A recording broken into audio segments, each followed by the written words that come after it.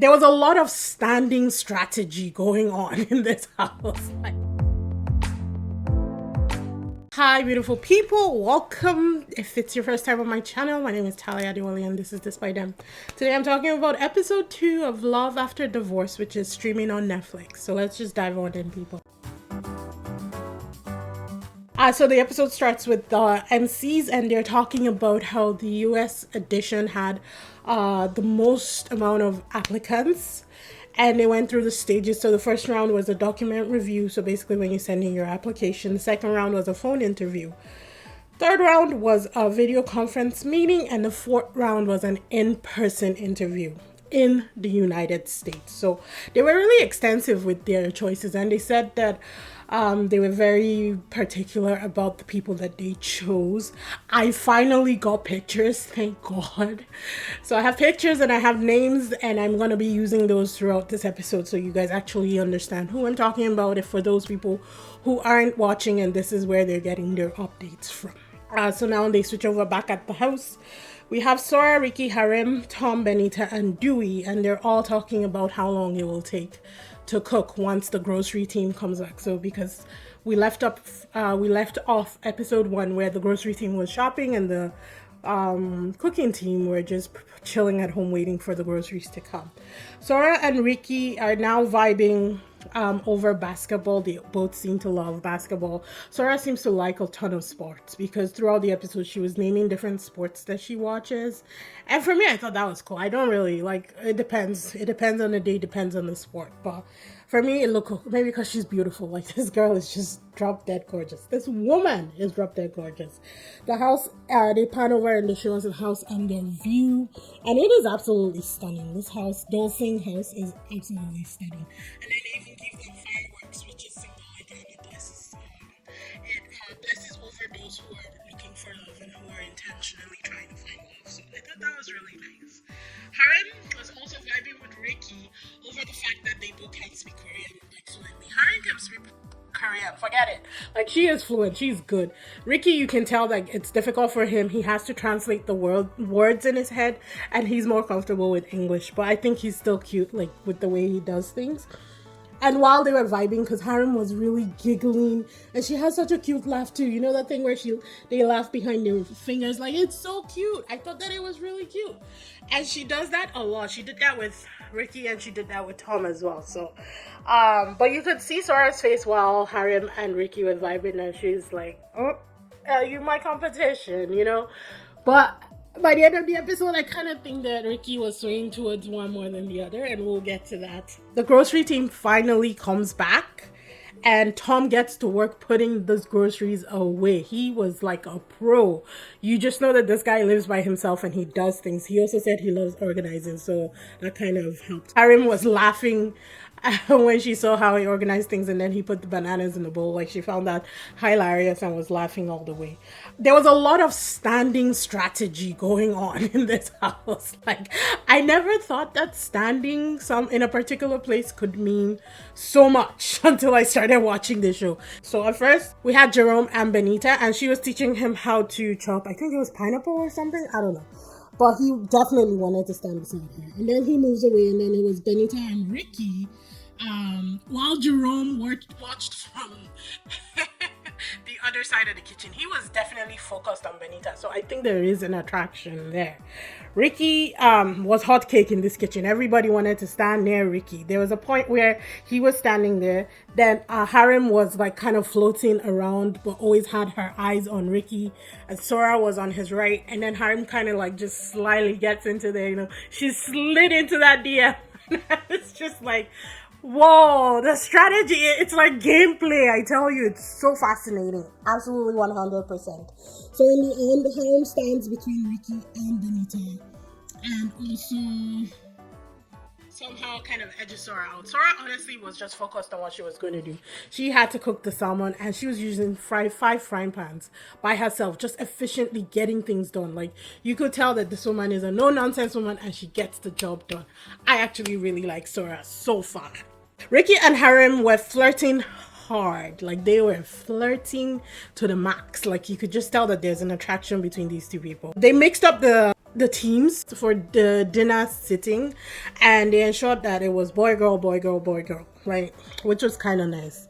Dewey got to sit beside Jisoo finally, but I don't think Jisoo is attracted to this guy in any way, shape, or form. In fact, I don't even know if she remembers that Dewey is in this house, which is kind of sad for Dewey, but it is what it is. Jerome got to sit near Benita, which I think he was also very happy with. But then Jerome makes the mistake of forgetting Heejin's name.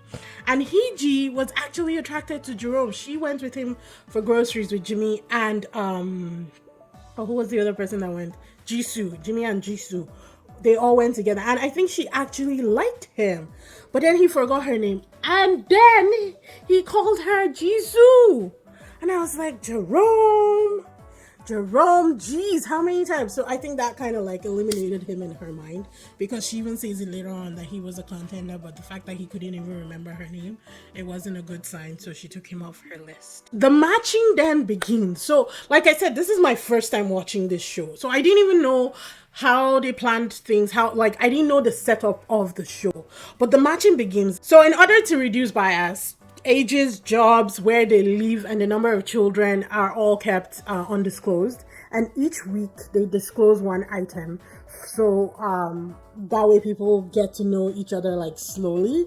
And this week, and also reason for divorce. And this week it was reason for divorce. So they just came out heavy, people. They started out extremely heavy, and it was, honestly, I think it was good and bad. I think it's good because all the heavy stuff is out the door. Like, there's no other thing weighing on your conscience about, or weighing on your mind, you know, no more anxiety about talking about your divorce and all that kind of stuff. And I thought it was fine. I think it's either that or number of children that should start. If I'm being honest, I would think the number of children was a huge thing, and maybe that should probably be second, because it wouldn't be fair for them to all fall in love and then they find out that some people have children, you know, and some people might not be into that. So yeah, this week it was reasons for divorce, and they started with Tom, and Tom said it was personality clash, and also she wanted to be he wanted to always go out and have fun, and she wanted to stay at home. So he did blame himself. Honestly, he said that he wasn't mature enough to understand that there's balance in a marriage, but that they're friends now, and you know, they both wish each other well.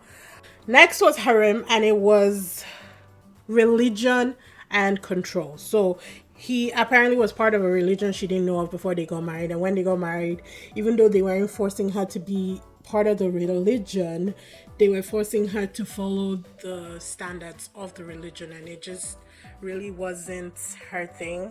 It almost seemed, the way she described it, because she said, I got a divorce so I could live, so the way she described it, I think maybe she was headed towards the suicidal route, and it was heavily implied. I can't be sure, but that's what I got. If you guys watched it, please let me know, because I know that the subtitles are not, I know that I'm missing a lot with these subtitles, but that's all I got, right? So if you watch it and you speak the language, please let me know if that's what you got to from what she was saying, that she was probably suicidal and had to leave the marriage in order to, you know, keep her life, basically. Next was Jerome, and he said it was personality differences as well. Then we have Jimmy, who said he was young when he got married and immature, and also both of them were in school when they got married, and she all of a sudden dropped out of school and wanted to be a stay-at-home wife while he worked, and he did everything. So he didn't really, without any conversation with him, like, it just kind of happened one day where she dropped out of school, and then a year passed and nothing was happening. So I think that led to a lot of clash between them, and he just wasn't feeling that vibe. You know, there are people who want stay-at-home moms, and there are people who don't. It's fair. Have a conversation with your partner, you know. So they moved on to Heejin, who said her mother-in-law did not like her, which I can totally agree with, because that was one thing that I always thought about. I was like, if my mother-in-law doesn't like me, it's gonna be a problem, you know. And yeah,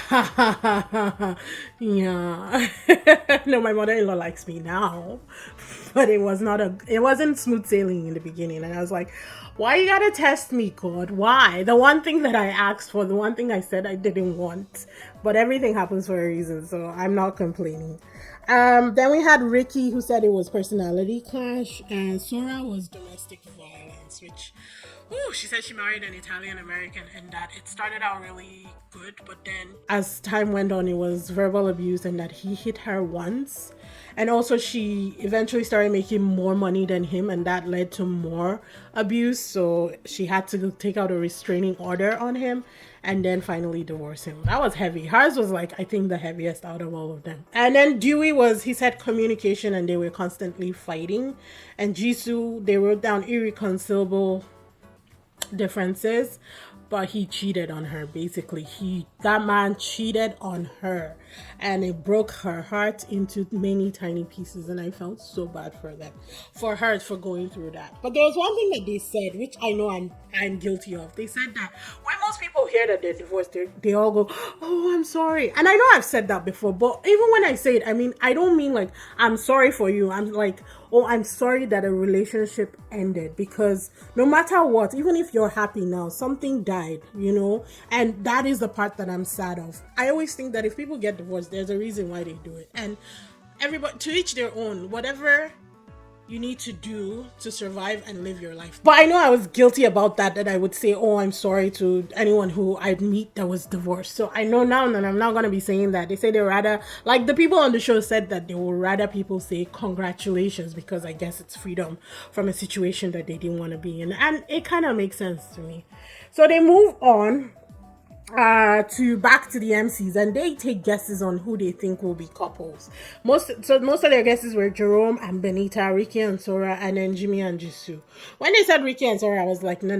Harim is right there in it, because Harim is definitely vibing Ricky. And based on what Ricky said about his ex, where he said that she always wanted him to be more strong, I don't think that Sora will match that bill, because Sora is a strong personality on her own. She's independent. She's very capable. Like, she don't need no man, that kind of vibe. But she wants one, and that's okay, So based on that, I don't think that her and Ricky are going to form a lasting connection. I think there's an initial attraction, but I don't think there's going to be a lasting connection. I think he is feeling Kareem's vibe more than maybe Sora and him. But we never know. Time will tell. We'll see. There's so many episodes and 3 episodes in this. I'm so excited. People are like, I'm so excited. They set them up after dinner for games, and Jisoo had to move and sit near the person that she likes, and she sat between Ricky and Dewey, and Jimmy was so upset because I think Jimmy does like her, and I was like, okay, you just threw me for a loop, Jisoo. Why did you do that? But we'll get to her choices in a little bit. Ricky had to spoon feed someone he wants to get to know, and he chose Harim. So he kind of like, for lack of a better word, he kind of pissed on his territory there. That is so weird. No, scratch that. He kind of, laid his foot down and said, this is who I want. And then they show them, and they asked each of them for their first interest. And Jimmy chose Jisoo. Dewey chose Jisoo as well. And then Jisoo chooses Jimmy. And I'm like, if you're interested in Jimmy, why would you go and sit between Dewey and Ricky? You're just going to throw the guy off, and then he's going to think you're not interested in him and move on. Why do people do this? Like, you want something? Go for it and stick to it. They keep doing this. It's driving me nuts. And I've been watching a lot of Love Island, so it's driving me crazy. I tell you, people. I tell you. Moving on. Ricky chooses Harim. Tom also chooses Harim. So I'm like, oh, there's competition there. I don't know how that's gonna end, but there's definitely competition there. Harim chooses Ricky, so at least it's mutual. Hiji Jerome was her first choice, but because he forgot her name and then called her by a different name, she moved on to Ricky. I'm not really sure how that will play out. I think Ricky is very heavily set on Harim as for this first episode. Benita chooses Tom and Jerome. I think Benita likes Jerome, but he kind of gave away where he lives by accident, and I think maybe that affected her choice, and that's why she moved on to Tom and put Jerome as like plan B just in case. Jerome chooses Benita and Sora. I was actually shocked that he put Sora in the mix. I didn't really see it. I mean, during her confession or her reason for divorce, he did ask, did he hit you? He was the only one who braved that question. And then afterwards, he said, give me his security number and I'll find him. I thought that was kind of cute. But other than that, he hadn't really shown interest in Sarah. So this was really surprising for me. And then Sarah chose Jimmy, which I was like, oh, she didn't even know his name. She said the guy who sat on my left with the strong eyebrows. I was like, Sarah, come on. You gotta put more effort, girl. You gotta put more effort. You gotta show this man that you're interested. I get it. You're independent and you don't need no man. But you're here for a reason. So if you want to find love, you gotta put more effort in. But yeah, that was how it broke down. And then the episode ended. So I'm pretty sure the next episode we're gonna see dates, which I'm happy for. I am loving this show. It pisses me off a little bit that it's weekly, but considering that the episodes are over an hour long, I'm okay with it. And hopefully you guys are enjoying the breakdowns and you're coming along with me and you're also watching it. I know it's long and it takes some time, but watch it. It's so good. It's so good, and I'm excited for the relationships that are forming and what is about to happen. I can't wait. But yeah, we'll wait for episode 3 and I will see you in the next one. Bye.